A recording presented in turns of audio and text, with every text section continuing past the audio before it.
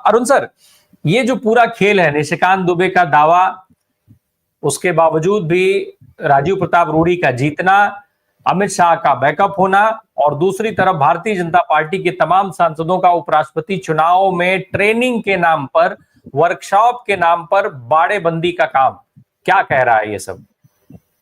जी, आवाज आ रही है? बिल्कुल फर्स्ट क्लास सर। सर, आप बाड़ेबंदी कह रहे हैं तो मुझे भेड़ों का ध्यान आ जाता है। उन्हीं की बाड़ेबंदी होती है। और वरिष्ठ हमारे साथी बैठे हैं, व्यास साहब, मुझे लगता है कि वो मेरे से ज्यादा वो मुक्त भोगी हैं। बाड़ेबंदी तो आरएसएस में भी होती थी।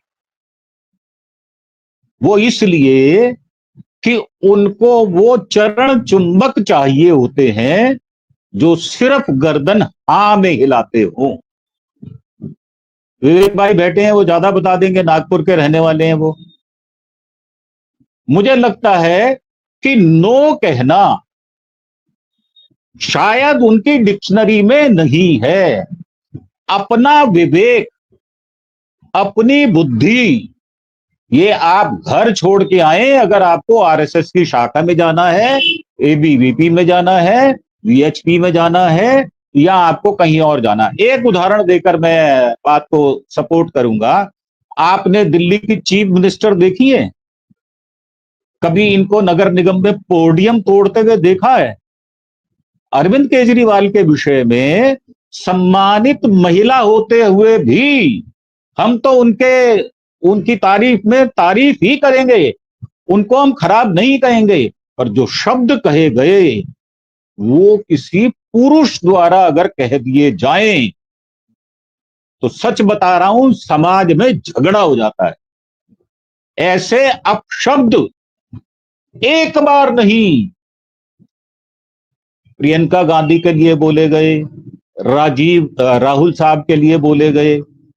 तो ये बाड़ेबंदी की जरूरत कहां पड़ती है जब इस तरह के बड़बोले लोग प्रधानमंत्री का कहते हैं कि चाहे आप मुजरा कर लो। ये एसआईआर के विषय में मुझे पहले से पता था कि सर ये सुप्रीम कोर्ट, मैं खुल्लम खुल्ला कह रहा हूं, अगर अब मानना होती हो तो मैं कर रहा हूं। मुझे खुल्लम खुल्ला पता था कि एसआईआर पे सुप्रीम कोर्ट अलग से नहीं जाएगा।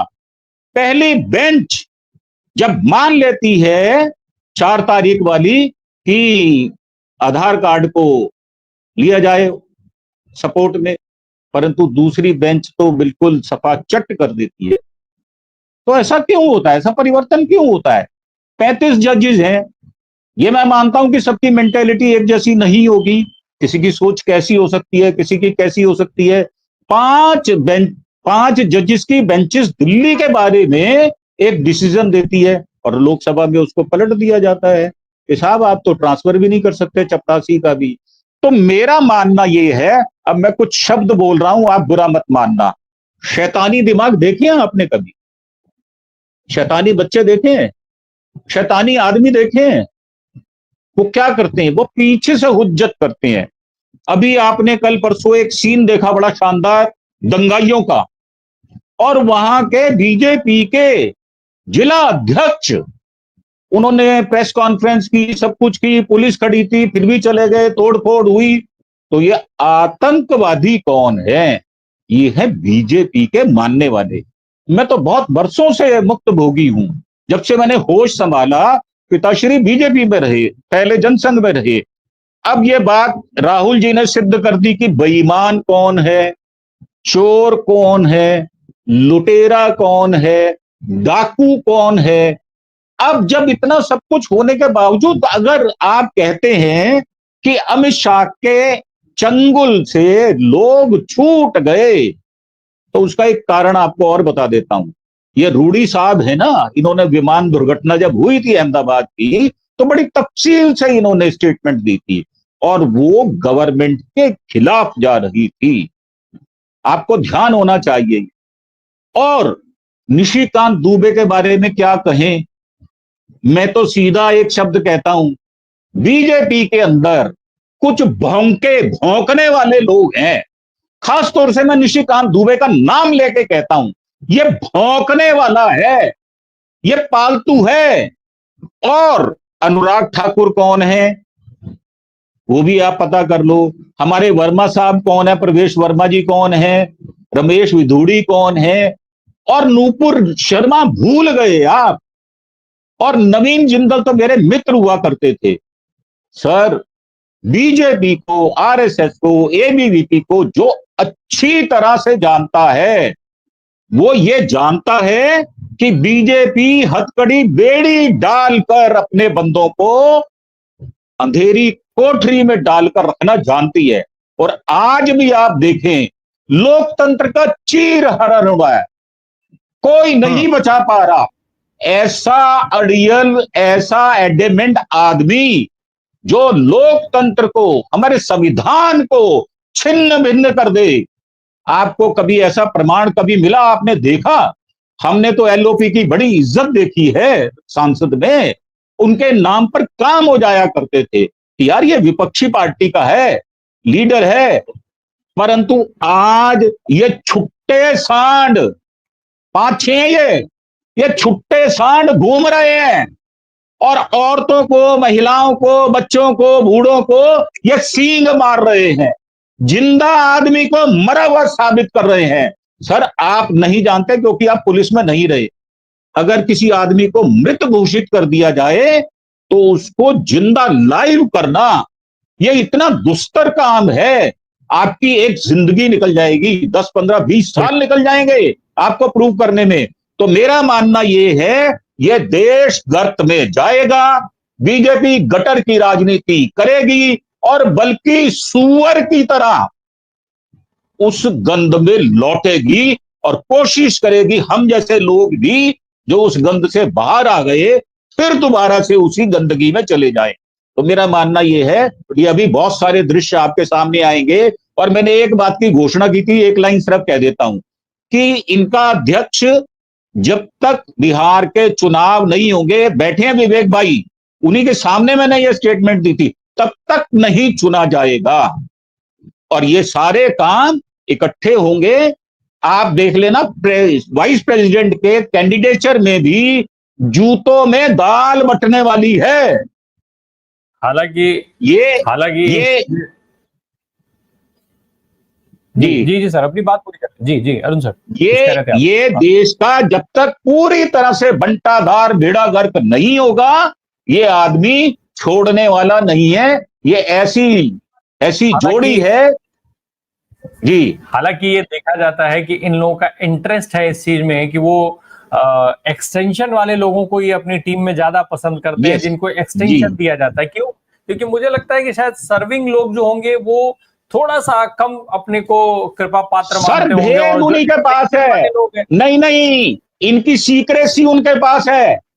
जो पुराने लोग हैं, जो मेरे जैसे लोग हैं, मैंने कई बार आपके चैनल पे कहा है, तो मेरे खिलाफ कार्रवाई नहीं करते ये। अरुण सर, थोड़ा सा संक्षेप में हम लोग जवाब रखेंगे, समय कम बचा है। सर, जिस तरीके से ये पूरा खेल चल रहा है, धनखड़ साहब की विदाई हुई, फेयरवेल देने के लिए विपक्षी पार्टियों ने चिट्ठी लिखी, विपक्षी पार्टी तैयार थी कि उनको फेयरवेल दे दिया जाए, उसके बावजूद भी सरकार तैयार नहीं हुई। क्या ये जो परिस्थिति है, ये जो परिस्थिति सरकार ने बनाई, उसने भारतीय जनता पार्टी के सांसदों को मजबूर किया कि अब अगर तुम नहीं बोले तो तुम्हारा हश्र इससे भी खराब होगा। और शायद उसी की देन है कॉन्स्टिट्यूशन क्लब का चुनाव हारना बालियान का, उसी की देन है कि भारतीय जनता पार्टी के अंदर ये डर बैठा कि आज उनको अपने सांसदों को बुला करके ट्रेनिंग के नाम पर इकट्ठा बैठाना पड़ रहा है, घेरना पड़ रहा है। लेकिन क्या इस घेरे जाने के बाद अगर ये दिमाग इतना खुल गया होगा तो घेरे जाने के बाद क्या क्रॉस वोटिंग नहीं होगी? सर, जहां तक क्रॉस वोटिंग की बात है तो ये 100% सिद्ध है कि होगी। पर जो क्रॉस वोटिंग करेगा उसको पता है कि मुझे अपना बलिदान देना होगा। वो कैसे? मैं, व्यास साहब बैठे, एक नाम याद करा देता हूं, दीनदयाल उपाध्याय। क्या हुआ था? पटना की पटरियों पर उनका शव मिला था। क्या हुआ गोविंदाचार्य का? क्या हुआ नानाजी देशमुख का? क्या वैसी सोच वाले लोग अब हैं? अब तो लोग वो हैं, मैं तो खुल के बात कर रहा हूं, हिरेन पंड्या का मर्डर करने वाले लोग बैठे हैं। और जो हमारे जज साहब, आप भूल गए राजीव कहां है, जो चीफ इलेक्शन कमिश्नर थे, उनको भी तो गायब किया गया है। ये आरएसएस का बीजेपी। तो खबर आ रही है कि उन्होंने किसी दूसरे देश की नागरिकता ले ली। सर मैं यही तो कह रहा हूं आपको, तो डर के मारा ही तो गए हैं। यहां रहते तो भेद खोल देते, इसलिए उनको जबरदस्ती बाहर भेज। अक्षय कुमार का आपको याद है, कनाडा का बन गया था, फिर जब जब चर्चा हुई तो उसको फिर दोबारा से हिंदुस्तान लाया गया। अभी आपने उनका सुना, अमिताभ बच्चन का क्या हुआ?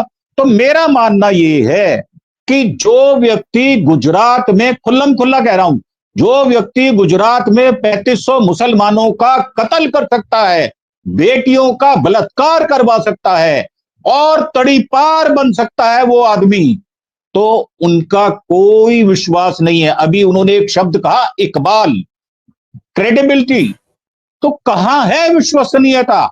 सुप्रीम कोर्ट की कहां है, सीबीआई की कहां है, आईटी की कहां है, ईडी की कहां है, न्यायपालिका की कहां है, कार्यपालिका की कहां है, ब्यूरोक्रेट की कहां है? मैंने आपको एक पहले एपिसोड में भी कहा था, ये वो गाय हैं जब कलयुग शुरू हुआ जिसकी 3 टांगें तोड़ दी गई हैं, ग्रस्त है, जख्मी हो गई, ये तीनों टांगों का इलाज करना पड़ेगा। और उसमें जो विजय भाई ने कहा विश्वसनीयता, ये सब खो चुके हैं। लेश मात्र भी इनके ऊपर विश्वास करना, अपने आप को, जनता को धोखा देना होगा। जो व्यक्ति इतने खुल्लम खुल्ला नंगा नाच कर रहे हैं, खुला खेल फरक्काबादी, ये हो रहा है।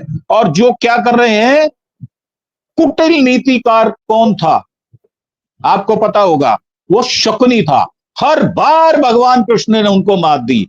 अब ये कुटिलता करेंगे तो अब इनको मात मिलेगी। अब ये चर्चा बिल्कुल शुरू हो चुकी है, डिसिडेंट हैं, करने के लिए वोट भी हैं, दूसरी पार्टियां, छोटी पार्टियां, बड़ी पार्टियां, सबका डर बना हुआ है। कहीं जैसे कि उन्होंने बताया कि इसमें व्हिप जारी नहीं होता, तो ये भेड़ें नदी पार कैसे जाएंगी, इसके लिए पूरी नदी पर बाढ़ लगाई गई है।